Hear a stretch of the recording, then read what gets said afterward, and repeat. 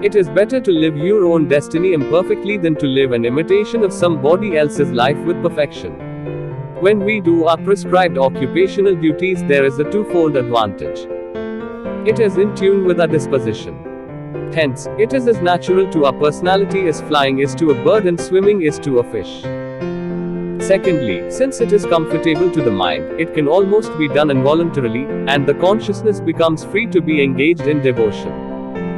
Instead, if we abandon our duties thinking them to be defective, and take up another's duties unsuitable for our nature, we struggle against the innate inclination of our personality. This was exactly Arjun's situation. His Kshatriya nature was inclined to military and administrative activities. Events drove him to a situation where it was necessary to participate in a war of righteousness.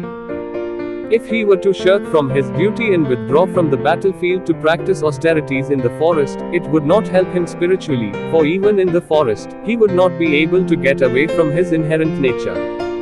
In all likelihood, he would gather the tribal people in the jungle and become their king. Instead, it would be better for him to continue doing his duty born of his nature, and worship God by offering the fruits of his works to him.